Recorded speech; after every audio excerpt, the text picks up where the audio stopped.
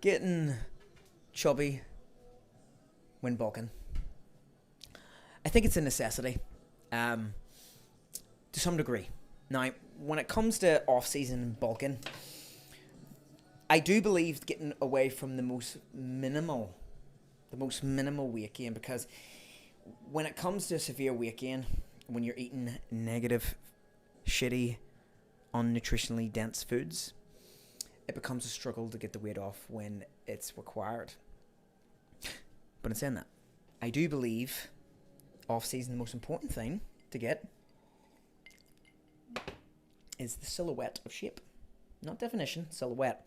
I always see it in this way. I always think of a statue maker.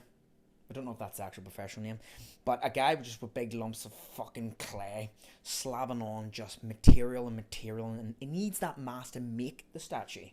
But then eventually it comes to a point in time where he gets his tools to define it out, and that's what really polishes it and opens it to the viewership.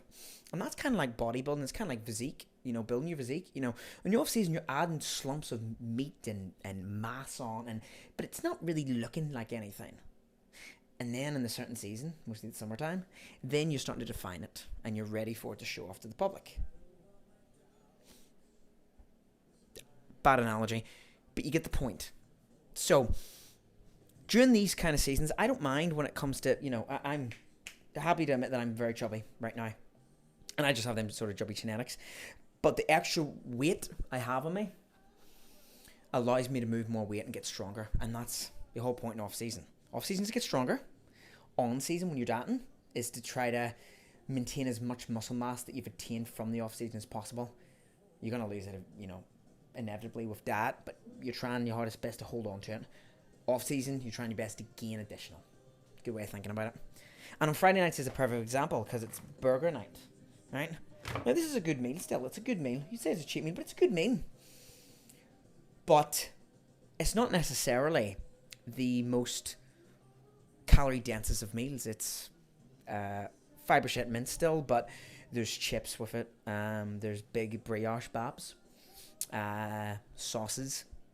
But these are the kind of meals that I use on off season. It's not like a shitty frozen pizza, that's giving me no nutritional benefits. This is giving me heaps of nutritional benefits. It's red meat, got good amino acids, high protein content. It's just on the higher end of the calories, which is fine. And then when it comes to cooking, I'm using extra olive oil or coconut oil and getting the more mono and saturated fats in, which is also key. And I have a video coming out soon on the episode 3 of the Rethinking Nutrition series of fats.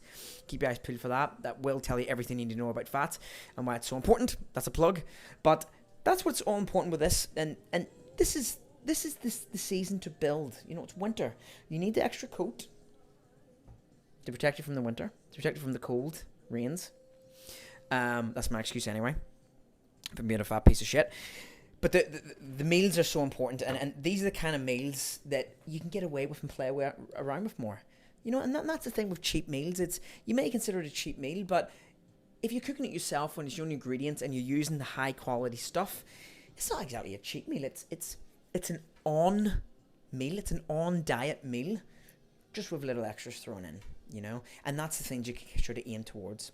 But it is important, I think, in the off season is to get a little bit chubby, to build the overall mass that's going to aid you towards when it comes to cutting season and shredding that away and looking bigger, better, and leaner. Anyway, enjoy the season. Enjoy the time. Get fat. And the odd drink or two as well certainly won't hurt you.